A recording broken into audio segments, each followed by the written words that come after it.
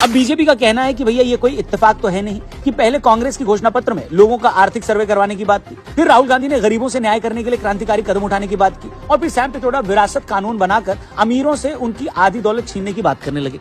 अब कुछ लोग सवाल करेंगे कि भाई राहुल गांधी ने आर्थिक सर्वे करवाकर जरूरतमंद लोगों में पैसे बांटने की बात की है तो उन्होंने मुसलमानों का जिक्र तो नहीं किया। यहीं से अगला सवाल खड़ा होता है बॉस कि कांग्रेस पार्टी जरूरतमंद मानती किसे। बीजेपी वालों का कहना है कि 2006 में मनमोहन सिंह जब पहले ही कह चुके हैं कि देश के संसाधनों पर पहला हक मुसलमानों का है तो ये बताने की जरूरत ही नहीं कि कांग्रेस पार्टी किसे सबसे ज्यादा जरूरतमंद मानती है। इतना ही नहीं, चाहे सच्चर कमेटी हो या रंगनाथ मिश्रा कमेटी, अगर कांग्रेस राज में बार बार आई रिपोर्ट्स में साबित करने की कोशिश करती रही है कि मुसलमानों की स्थिति SC ST से भी खराब है, रंगनाथ मिश्रा कमेटी ने तो OBC कोटे में से 10% आरक्षण मुसलमानों को देने तक की बात की थी। और ऐसा नहीं है कि ये कोई हवाई बात है, कांग्रेस इससे पहले आंध्र प्रदेश, केरल और कर्नाटक में मुसलमानों को आरक्षण दे चुकी है। हाल ही में कर्नाटक में भी OBC के अंदर के अलग 2B कैटेगरी बनाकर कांग्रेस सरकार ने वहां भी मुसलमानों को आरक्षण दिया है। हालांकि ये सारे आरक्षण किसी न किसी वजह से कानूनी पचड़ों में पड़ते रहे, लेकिन इतना तय है कि जिस मुस्लिम वोट बैंक को लुभाने के लिए कांग्रेस नेता राम मंदिर प्राण प्रतिष्ठा में नहीं जाते, राहुल गांधी को चुनाव भी लड़ना होता है तो वायनाड की उस सीट से चुनाव लड़ते जहां 40% मुस्लिम है। जिन मुसलमानों को लुभाने के लिए कांग्रेस पार्टी ने शाबानों को 200 रुपए पेंशन देने तक से इनकार कर दिया, उसी कांग्रेस को कल को मुसलमानों के अगर वोट चाहिए होंगे तो क्या वो उन्हें OBC आरक्षण में हिस्सा नहीं देगी? वो ऐसा करेगी या नहीं, इसका अंदाजा आप खुद लगा सकते हैं। ऊपर बताए गए एग्जाम्पल से साफ है कि कांग्रेस की जरूरतमंद की डेफिनेशन में वो एक खास वर्ग को रखती है। और ऐसा नहीं है कि वोट बैंक की पॉलिटिक्स के लिए उस खास सेगमेंट के अपीजमेंट का ये कोई पहला मामला है। अगर इतिहास पर नजर डालें तो आपको ऐसे ढेरों मामले मिल जाएंगे। जिन शाबानो केस का मैंने ऊपर जिक्र किया, उसी केस में खास वर्ग को खुश करने के लिए राजीव गांधी की सरकार ने संसद में कानून लाकर सुप्रीम कोर्ट का फैसला ही पलट दिया था। उस मामले में सुप्रीम कोर्ट ने शाबानो के पति को उसे तलाक के बाद कुछ 100 रुपए गुजारा भत्ता देने को कहा था, मगर इस्लामिक कट्टरपंथियों के दबाव में उस वक्त की राजीव सरकार ने संसद में कानून लाकर शाबानो को वो कुछ 100 रुपए भी नहीं मिलने दिए। यही कांग्रेस पार्टी थी जिससे जुड़े वकीलों ने अदालत में भगवान राम के वजूद पर ही सवाल उठाया था, जो सालों तक मंदिर आंदोलन का विरोध करती रही और जिसके नेता प्राण प्रतिष्ठा के कार्यक्रम में भाग लेने भी नहीं गए। लोग ये भी सवाल करते हैं कि क्या वजह है कि नेहरू जी से लेकर इंदिरा जी, राजीव जी और राहुल गांधी तक सभी बाबर की मजार पर तो गए, मगर गांधी परिवार का एक भी सदस्य आज तक राम जन्मभूमि दर्शन करने नहीं गया। और तो और राम मंदिर की जब प्राण प्रतिष्ठा थी तब भी गांधी परिवार के सदस्य ये बोलकर नहीं गए कि मोदी राजनीति कर रहे हैं, हम अपने हिसाब से चले जाएंगे। मगर ये भी सच है कि प्राण प्रतिष्ठा के 3 महीने बाद भी अभी तक गांधी परिवार का एक भी सदस्य वहां नहीं गया। मतलब जिन राम मंदिर के दर्शन करने दूसरे देशों के राजदूत और IPL में खेलने वाले विदेशी खिलाड़ी तक चले गए, उसी राम मंदिर के दर्शन करने की जरूरत अभी तक गांधी परिवार के किसी भी मेंबर ने नहीं समझी। इसीलिए ना, क्योंकि आपको डर है कि अगर मंदिर दर्शन करने गए तो एक खास वर्ग का हमारा वोटर नाराज हो जाएगा। राम को के निमंत्रण को ठुकराने का मतलब है कि भारतीय संस्कृति और सभ्यता का अपमान करना। राम के निमंत्रण को ठुकराने का मतलब है कि भारत की अस्मिता और अस्तित्व को चुनौती देना। राम मंदिर की प्राण प्रतिष्ठा के बाद बहुत सारे हिंदू चाहते हैं कि इसी तरह मथुरा और ज्ञानवापी समेत सैकड़ों मंदिरों को फिर से हासिल किया जाए, जिन्हें बाद में मस्जिद में कन्वर्ट कर दिया गया। मगर ये वही कांग्रेस थी जिसने 1992 में पूजा स्थल अधिनियम लाकर इस बात पर रोक लगा दी, जिसके चलते कानूनी तौर पर 1947 से पहले वजूद में आए किसी भी धार्मिक स्थल को किसी दूसरे धार्मिक स्थल में नहीं बदला जा सकता, फिर चाहे वो धार्मिक स्थल खुद किसी दूसरे धार्मिक स्थल को तोड़कर ही क्यों न बनाया गया। इसी तरह 2007 में राम सेतु का मामला सुप्रीम कोर्ट में पहुंचने तक एक तरह से उसे काल्पनिक बताकर भगवान राम के वजूद पर ही सवाल खड़े किए गए। पूरी दुनिया के मुस्लिम देशों में सालों पहले इंस्टेंट ट्रिपल तलाक खत्म होने और यूनिफॉर्म सिविल कोड जैसे कानून के बावजूद सालों तक कांग्रेस की सरकारों ने इसे भारत में बनाए रखा। कांग्रेस पर तुष्टीकरण की राजनीति का आरोप इसलिए भी लगता है क्योंकि जब भी वो लोगों को न्याय दिलाने की बात करती है तो इसमें धर्म और जाति को ले आती है। 2004 से लेकर 14 तक कांग्रेस के 3 घोषणा पत्रों पर अगर नजर डालें तो उसमें मुसलमानों को पिछड़ेपन के आधार पर आरक्षण देने की बात साफ तौर पर लिखी गई है। अरे भाई, अगर आप लोगों को इंसाफ दिलाने की इतनी परवाह है तो आप गरीबों की बात करो। जब भी बात करते हो तो उसमें जातियों या एक खास कौम को क्यों ले आते हो? इसका मतलब यही है ना कि आपको इन लोगों को इंसाफ दिलाने के नाम पर अपनी सियासत चमकानी। थोड़ा और गहराई में जाएं तो मंडल कमीशन ने मुसलमानों को सैयद, शेख, पठान और मुगल जैसी जातियों को पिछड़ा नहीं माना था, मगर कांग्रेस सरकारों ने इन जातियों को भी आरक्षण देकर आरक्षण की ही मूल भावना की धज्जियां उड़ा दी थी, क्योंकि ये मुसलमानों में संपन्न जातियां मानी जाती हैं। अगर इन्हें भी आरक्षण दिया जाएगा तो जो सच में पिछड़ी जातियां हैं वो नौकरियों में इनका मुकाबला कैसे कर पाएंगे? 32% आरक्षण है OBC के लिए, उसमें से कैटेगरी 1 कैटेगरी 2B है, उसके अंदर में मुस्लिम कम्युनिटी की अल्पसंख्यकों की जातियां 17 और 19 है, 36 है।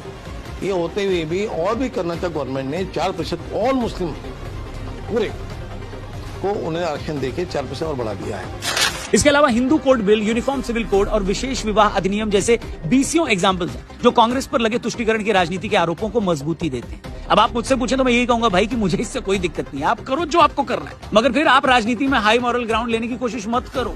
ये मत कहो कि फलाना तो हिंदुत्व की राजनीति करता है। भैया, आपको अगर जाति की राजनीति सूट करती है, माइनॉरिटी अपीजमेंट की राजनीति सूट करती है, तो हो सकता है सामने वाले को हिंदुत्व की राजनीति सूट करती हो। रही बात देश को बांटने या जोड़ने की, तो भैया अगर कोई धर्म की राजनीति कर रहा है तो कम से कम वो उस धर्म के लोगों को आपस में में तो जोड़ रहा है। आप तो जाति की बात करके उस धर्म के लोगों को ही जातियों के नाम पर आपस में लड़वा रहे हो। देश को मजबूत करना तो दूर, ऐसा करके आप तो धर्म को भी कमजोर कर रहे हो। अगर हम धार्मिक एंगल छोड़ भी दें तो भी राहुल गांधी या कांग्रेस का बार बार ये कहना कि हम लोगों और संस्थाओं का आर्थिक सर्वे करवाएंगे और देखेंगे कि किसके पास देश की कितनी दौलत है, ये बात सरासर गलत है। अगर आप अमीरों से उनकी दौलत छीनकर गरीबों को दे देंगे तो आपका वही हाल होगा जो वेनेजुएला और जिम्बाब्वे जैसे देशों का हुआ। अगर आप अमीर से उसका पैसा गरीब को दे देंगे तो अमीर आदमी की क्या मजबूरी है कि वो मेहनत करके और पैसा कमाए। उसी तरह अगर गरीब आदमी को बैठे बिठाए पैसा मिलेगा तो उसकी क्या मजबूरी है कि वो मेहनत करे। सोशलिस्ट चीन और रशिया में ये आइडिया कब के फ्लॉप हो चुके हैं। अगर सरकार गरीबों की मदद करना चाहती है तो उसका ये तरीका नहीं है कि उसे किसी और से लेकर पैसे दे दे। सरकारें गरीबों को सब्सिडी देकर उनके वेलफेयर के लिए स्कीमें चलाकर उन्हें शिक्षित करके ये सब काम कर सकती है। और जैसे कि हमने कहा कि ये जरूरी नहीं कि आप गरीबों को बैठे बिठाए पैसा देकर ही उनकी मदद कर सकते हैं, या गरीबों की मदद करने के नाम पर आप हमेशा अमीरों को ही पैसा कमाने के लिए सजा दें। अगर 50 करोड़ से ऊपर लोगों का जनधन में खाता खुलता है तो क्या वो गरीबों का भला नहीं है? इन खातों में डायरेक्ट सब्सिडी के पैसे आने से वो भ्रष्टाचार से बचते हैं, तो क्या इससे उन गरीबों का फायदा नहीं होता? 11 करोड़ शौचालय बनने से हर परिवार का सालाना बीमारी पर खर्च होने वाला 50,000 रुपया बचता है, तो क्या ये उनकी मदद नहीं है? 80 करोड़ लोगों को 3 साल से मुफ्त अनाज मिल रहा है, तो क्या ये अपने लोगों को साथ लेकर चलने की कोशिश नहीं है? 50 करोड़ लोग आयुष्मान योजना के चलते मुफ्त इलाज करवा रहे हैं, तो क्या ये उनकी आर्थिक मदद नहीं है क्या? 16 करोड़ घरों में नल पहुंच गया है, अब महिलाओं को पानी के लिए मीलों जाना नहीं पड़ता, तो क्या ये उनकी सहायता नहीं है?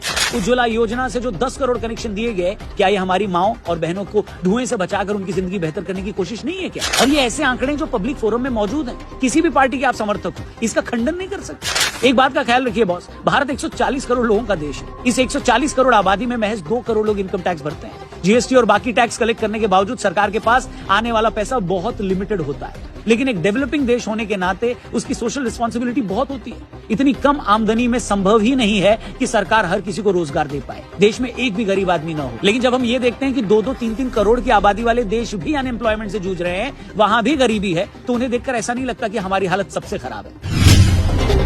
देखिए, करने को तो बहुत काम है, मगर बड़ी बात यह है कि क्या हम लगातार ऊपर जा रहे हैं या नहीं, और उसकी जानकारी आप खुद डेटा से जुटा सकते हैं। सब कुछ ओपन फोरम में।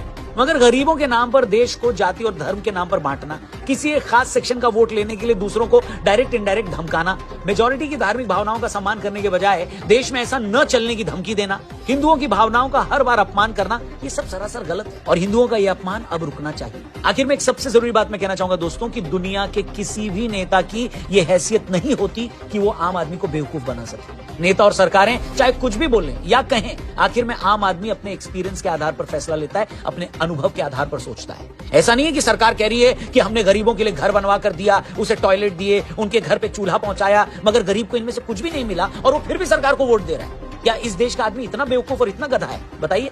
ऐसा नहीं कि सरकार या कोई नेता ये कहते कि फला आदमी सांप्रदायिक है और हम मान ले कि हाँ जी वो सांप्रदायिक है। लोग इतने बेवकूफ नहीं है, आप उनको इतना गधा मत समझिए। कुल मिलाकर 100 बात की एक बात है, आम आदमी की सोच पर भरोसा रखें, निर्णय लेने की उसकी क्षमता पर यकीन रखें। वो अपना भला बुरा अच्छे से जानता है और एक बार जो भी इस बात को समझ जाएगा वो फड़फड़ाना बंद कर देगा। बाकी अगर आपकी उम्र 18 से ऊपर है और इस तरह की वीडियो और चर्चाएं सुनते हैं फिर भी वोट देने नहीं जाते, तो इन्हें सुनने का कोई मतलब नहीं है दोस्त। मेरे आप सभी व्यूअर से गुजारिश है हाथ जोड़ के कि आप चाहे किसी भी पार्टी या नेता के सपोर्टर हो, वोट देने जरूर जाए, क्योंकि बाद में किसी की तारीफ या शिकायत का हक भी उसे ही है जो वक्त आने पर पहले अपना फर्ज निभाता है, यानी वोट देता है। तो आप भी अपना फर्ज निभाना मत भूलें।